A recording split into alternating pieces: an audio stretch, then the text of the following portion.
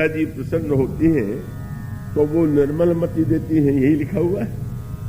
उसका अभिप्राय क्या है कि ये जो श्री सीता जी को जनक ने पाया, निष्काम कर्मयोगी जनक, ज्ञानी जनक, योगी जनक का उन्होंने श्री सीता जी को पा लिया। और श्री सीता जी को पाने के लिए उन्होंने जिस पद्धति का आश्रय लिया उस पर आप दृष्टि डालें। पृथ्वी और उसमें हल चलाना, तो पृथ्वी बिना अगर जुते हुए है तो एक स्थूल रूप में दिखाई देती है। और जब किसान हल चलाता है तो आप में से जिन्होंने हल को देखा होगा तो हल का जो वो भाग होता है, वो नीचे वाला भाग बड़ा नुकीला होता है, क्योंकि नुकीला नहीं होगा तो उस पृथ्वी को ठीक ठीक का उसके अंतराल को सामने नहीं ला सकेंगे। अब गोस्वामी जी की मान्यता जो है वो ये है कि ये भूमि क्या है। एक भूमि तो वह है कि जिसमें आप और हम यहां बैठे हुए हैं, और दूसरी भूमि वह है कि जिसके लिए गोस्वामी जी कहते हैं सुमति भूमि। सुंदर जो बुद्धि है वही भूमि है। किंतु बुद्धि की भूमि होते हुए भी अगर उसे हल से न जोता जाए तो भीतर वाला स्वरूप प्रकट नहीं होगा। और इसलिए ये जो नुकीलापन है, यह है बुद्धि का वह भाग जिसको हम कहते हैं सूक्ष्मता, बुद्धि का पैनापन। तो बुद्धि जो है, एक तो ऐसी बुद्धि हो जो प्रशांत है, और उसमें जब ऐसी नुकीलेपन की, ऐसा पैनापन हो कि जिस पैनेपन का उद्देश्य कई लोगों के लिए शब्द कहा जाता है कि इनकी बुद्धि तो बड़ी पैनी। तो पैनी बुद्धि सर्वदा सुखदायी नहीं होती।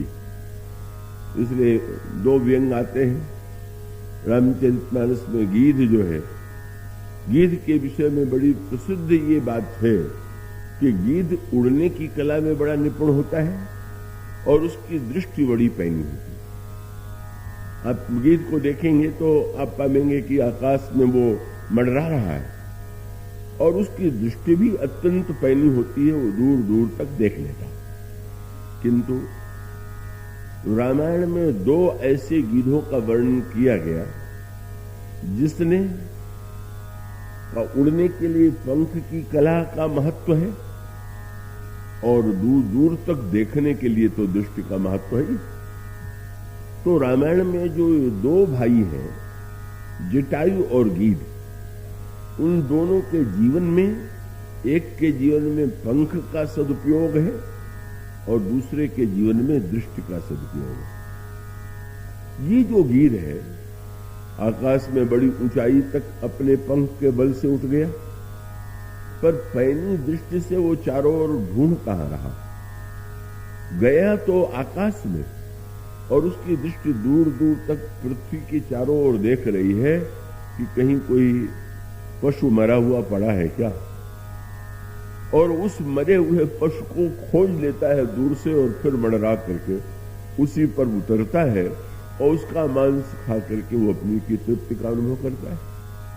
मानो रामायण का व्यंग ये है कि अगर बुद्धिमान व्यक्ति बड़ा ऊंची उड़ान वाला हो, कई कवियों के लिए कहते हैं बड़ी ऊंची उड़ान करते हैं, कई व्यक्तियों के लिए कहते हैं इनकी बुद्धि बड़ी पैनी, पर व्यंग है कि ऊंची उड़ान और पैनी दृष्टि के बाद अंत में मुर्दे का मांस ही अगर खाना है, मानो केवल विषयों की ही प्राप्ति लेकर के अपने जीवन को दूसरे के शौक के द्वारा ही जीवित रखना है, तो ऐसा गीध होना किस काम।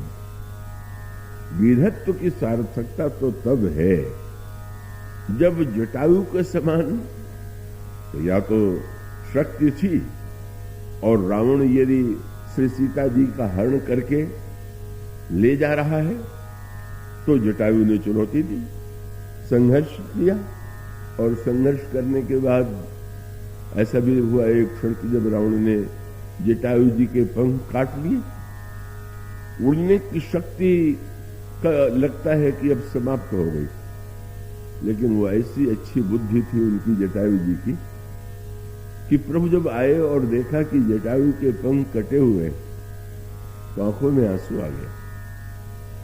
किसने ये आपको कष्ट दिया? उन्होंने कहा कि महाराज नाथ दशानन यह गति की, रावण ने ये गति की। प्रभु की आंखों में आंसू है, पर गिरिराज जी ने यही कहा कि महाराज इसमें शारीरिक कष्ट भले ही हुआ हो, पर एक लाभ तो हुआ ही। क्या? कि जब तक मेरे पास पंख थे तब तक मुझे उड़ करके आपके पास आना पड़ता था, और आज पंख कट गया तो आपको मेरे पास चल के आना पड़ा। तो ये भी तो एक सार्थकता है। उसका अभिप्राय कि बुद्धि की उड़ान के बाद यदि व्यक्ति के पक्ष कट गए, बुद्धिमान व्यक्ति भी तो पक्ष युक्त होता ही है, और वो अपनी बुद्धिमत्ता का अभिमान यदि नष्ट हो गया।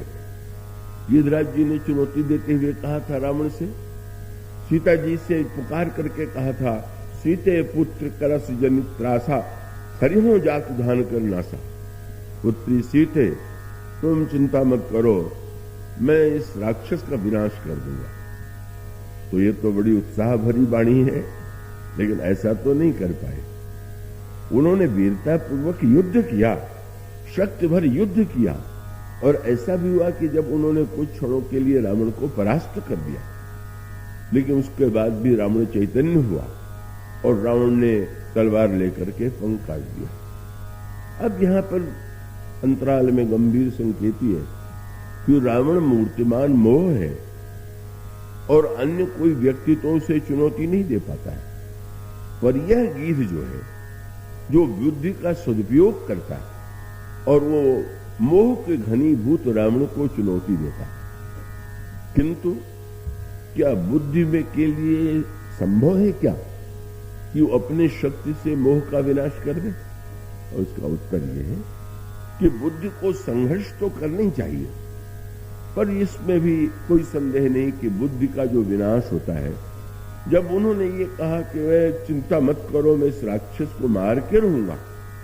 तो ये मानो एक ये पंख कटने पर उन्होंने अर्थ ये ले लिया कि नहीं, मेरे जीवन में जो एक धारणा थी कि मैं रावण को परास्त कर दूंगा, वो संभव नहीं है। पर वो अपनी स्थिति को, अपनी मनोभावना को भगवान राम के सामने प्रकट करते हैं, और अंत में भगवान श्री राम उनकी बताई हुई पद्धति से ही सीता जी का अन्वेषण करते हैं और उसके बाद रावण का वध करते हैं। और इस तरह से गिरिराज जी का, और इसीलिए प्रभु ने एक संभाल किया, क्या कि गिरिराज जी का शरीर जब छूटा तो भगवान राम ने उनको कौन सा रूप दिया? विष्णु का रूप दिया, और वो विष्णु के रूप में गए। तो मानो प्रभु का अभिप्राय यह था कि तुमने रावण को मारने के लिए कहा था, तो विष्णु के रूप में यदि मैं मारूंगा तो तुम भी तो मेरे ही स्वरूप हो, इसलिए आज नहीं तो बाद में तो तुम्हारा संकल्प जो है वो पूरा हुआ।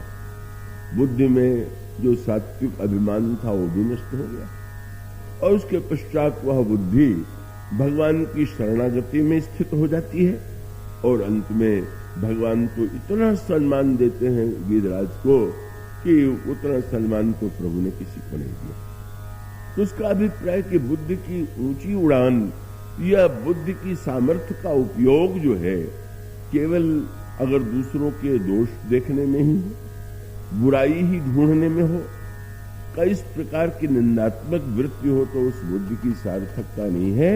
बुद्धि का सदुपयोग एक गीध ने किया, और दूसरे गीध ने, जिसे हम संपाति कहते हैं, उन्होंने दृष्टि का सदुपयोग किया। ऊपर उठ करके पैनी दृष्टि से भी मुर्दे को ढूंढने लगना। इसके स्थान पर बंदर श्री सीता जी की खोज में सर्वत्र सीता जी ही केंद्र में है। रावण भी सीता जी को पाना चाहता है, गिरिराज जी उन्हें बचाने की चेष्टा करते हैं, और बंदर जब उन्हें खोजने में असमर्थ होते हैं क्योंकि सीता जी नहीं दिखाई दे रही, तब संपाति ने बंदरों से कहा कि वो समुद्र के बीच में लंका है, लंका में अशोक वाटिका है और वो अशोक वृक्ष के नीचे तह अशोक उपवन जहां अहई सीता बैठ शोक रता हई, वह श्री सीता जी अशोक वाटिका में विराजमान है। बंदर दूर दूर तक दृष्टि फैला करके देखते हैं पर कहीं सीता जी नहीं दिखाई देती। और तब गीध ने ये कहा कि मैं देखूं तुम नाहिन गीध ही दृष्टि अपार। कितनी बढ़िया बात। बुद्धि की सार्थकता है खोई हुई सीता को दूर से देख लेना। बुद्धि की सार्थकता उन्हें पा लेना है जो साक्षात परमानंदमयी चैतन्यमयी है, पर आज लंका में बंदनी जैसी दिखाई दे रही। और साथ साथ कह दिया, सूत्र दे दिया, जो लांघई, अब इतना काम तो मैंने पूरा कर दिया। आगे बोले, जो लांघई सत जोजन सागर करई सो राम काज मति आगर। वहां पर बात भी मति की ही है। जो इस समुद्र को लांघेगा वही मति आगर जो होगा वह इस कार्य को पूरा करेगा। और इसका अर्थ यह हुआ कि बुद्धि की उड़ान और बुद्धि की सूक्ष्मता का सदुपयोग तो बिरले ही व्यक्तियों के जीवन में होता है। इसलिए वो कथा तो आपके सामने कई बार आ चुकी है कि बल्कि यज्ञशाला में जब भगवान वामन का वेश बना करके दान लेने के लिए गए तो बलि तो उन्हें नहीं पहचान पाया। बलि ने तो सोचा कि कोई बड़ा तेजस्वी ब्रह्मचारी आ गया है और कहा कि ब्रह्मचारी जी आपकी क्या आज्ञा है। पर शुक्राचार्य जी पहचान गए कि नन्हा सा ब्रह्मचारी नहीं है, ये तो साक्षात विष्णु है। और जब बलि ने कहा कि आप जो मांगेंगे वो मैं दूंगा तो नहीं रहा गया। शुक्राचार्य के गुरु थे, धीरे से उसके जांघ को दबाया। जब उसने देखा तो कहा, पहले मेरे साथ बाहर चल। एकांत में ले जा करके पूछा, तुम जानते हो ब्रह्मचारी कौन है? नहीं गुरुदेव, मैं तो समझता हूं कोई तेजस्वी ब्रह्मचारी, ये तो साक्षात विष्णु है। गदगद हो गया, वाह वाह, इतना बड़ा सौभाग्य। बोले, सौभाग्य नहीं, तेरा दुर्भाग्य। क्या ये तो केवल जो तू कह रहा है जो मांगेंगे वो दूंगा, तो ये सब कुछ तेरी संपत्ति जो है छीन करके इंद्र को देने के लिए आए हुए। तुम लौटो और लौट करके कह दो कि मैं नहीं दूंगा। लेकिन यहां पर शिष्य की बुद्धि अधिक पवित्र थी गुरु की अपेक्षा। बुद्धि निर्मल कब नहीं रह जाती। शुक्राचार्य की दृष्टि बड़ी पैनी ही होगी, तो भगवान को पहचान लेने वाली दृष्टि कितनी पैनी होगी। पर जब गोस्वामी जी रामायण में वो प्रसंग जो पहले दिन रहे होंगे उनको याद होगा, मति ही नहीं चाहिए सुमति चाहिए, और सुमति ही नहीं निर्मल मति चाहिए। तो शंकर जी की कृपा से सुमति मिलती है, शंभु प्रसाद सुमति ही उनसी। और श्री किशोरी जी की कृपा से बोले, जासु कृपा निर्मल मति पाओ। तो ये जो शुक्राचार्य की दृष्टि है, जिन्होंने भगवान को पहचान लिया और पहचानने के बाद शिष्य को ये शिक्षा देने के स्थान पर कि अब भगवान आ गए हैं तो तुम जो कुछ है सब निवेदन कर दो, उन्होंने कहा कि तुम नहीं कर दो। क्यों? बुद्धि में भोगा शक्ति है। शुक्राचार्य को चिंता यह है कि अगर हमारे यजमान की संपत्ति चली जाएगी तो हमारी सुविधाएं भी समाप्त हो जाएंगी।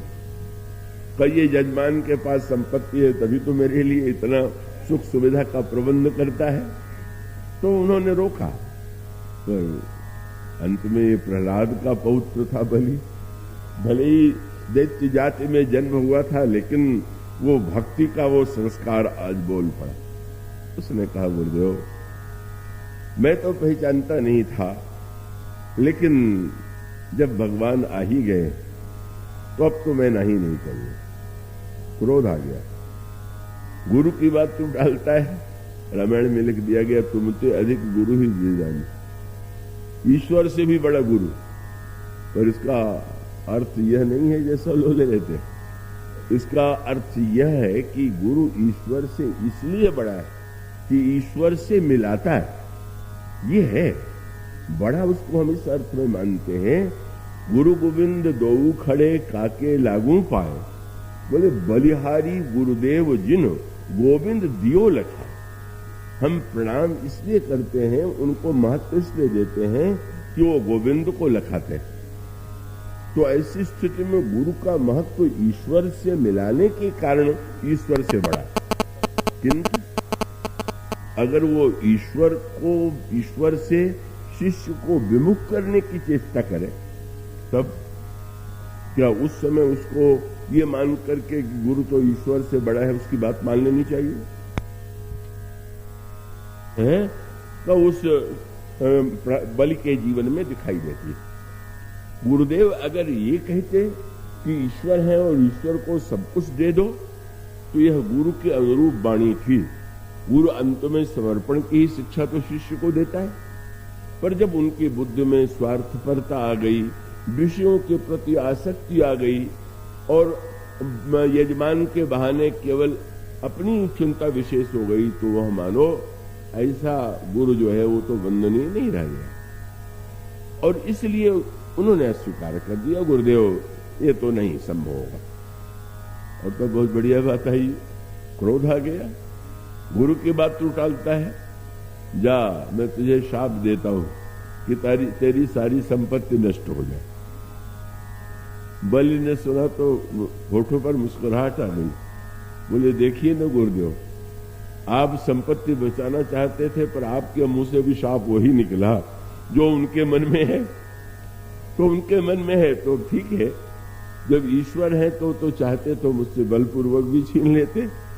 जब याचक बन के आए हैं तो बड़ा सौभाग्य उन्होंने दे दिया, अब तो नहीं करूंगा। पर फिर भी वो पैनी बुद्धि वाले शुक्राचार्य हार मानने वाले नहीं। शाप तो दे दिया था, पर वो तो गुस्से में दे दिया था। क्रोध में माता पिता कभी कभी बच्चों को भी शाप देते रहते हैं, पर वो बेचारे सचमुच ये थोड़ी चाहते हैं कि जो मैं कह रहा हूं वो हो ही जाए। कि जब ये आया कि अब दान के लिए संकल्प लिया जाए, तो आपने देखा होगा कुश जो है वो हाथ में यजमान के दिया जाता है और जल दिया जाता है, और उसके बाद आचार्य जो है जल डालते हुए संकल्प बोलता है।